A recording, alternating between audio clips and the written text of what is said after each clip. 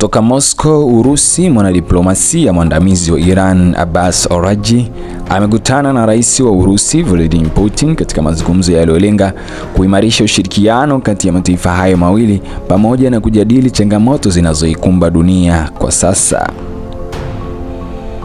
Katika kikao hicho kilichofanyika mjini Moscow, viongozi hao walijadili kwa kina hali ya kisiasa katika Mashariki ya Kati, hasa mvutano unaoendelea kuhusisha Iran, Israel na mataifa ya Magharibi.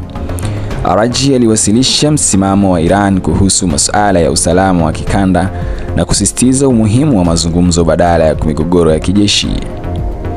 Kwa upande wake, Putin alisisitiza kuwa Urusi inaunga mkono juhudi za diplomasia katika kutatua migogoro ya kimataifa, akionya dhidi ya hatua zozote zinazoweza kuongeza mvutano. Pia alieleza umuhimu wa kudumisha usawa na nguvu katika eneo la Mashariki ya Kati. Mazungumzo hayo pia yaligusa ushirikiano wa kiuchumi na biashara kati ya Iran na Russia, masuala ya nishati hasa mafuta na gesi, hali ya mazungumzo ya nyuklia Iran na mataifa ya Magharibi.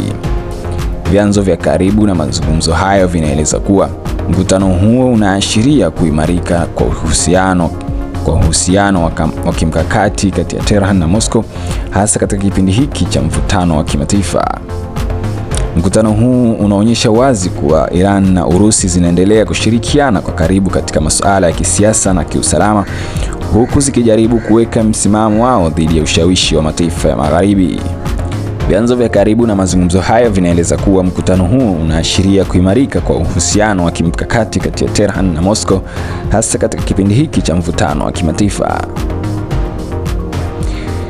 Kwa upande wa Marekani, White House wametoa kauli ya kufuatia mkutano kati ya wanadiplomasia wa Iran Abbas Araghchi na rais wa Urusi Vladimir Putin uliolenga kujadili masuala ya kimataifa na usalama wa kikanda. Katika taarifa rasmi, maafisa wa Marekani wameeleza kuwa wanafuatilia kwa karibu ushirikiano kati ya Iran na Russia, wakisisitiza kuwa hatua zozote zitachochea mvutano wa kimataifa hazitakubalika. Msemaji wa White House alieleza kuwa Marekani inaendelea kuunga mkono njia za diplomasia, lakini haitasita kuchukua hatua kulinda maslahi yake na washirika wake. Yaliyoangaziwa na Marekani ni wasiwasi kuhusu ushirikiano wa kijeshi wa Iran na Urusi, hali ya mazungumzo ya nyuklia ya Iran, usalama wa Mashariki ya Kati na washirika wa Marekani.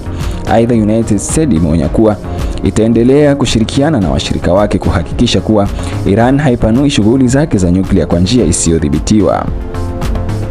Serikali ya Marekani imeweka wazi kuwa inaona uhusiano wa karibu kati ya Moscow na Tehran kama changamoto kwa utulivu wa kimataifa, hasa katika kipindi ambacho mvutano unaongezeka katika maeneo kadhaa duniani.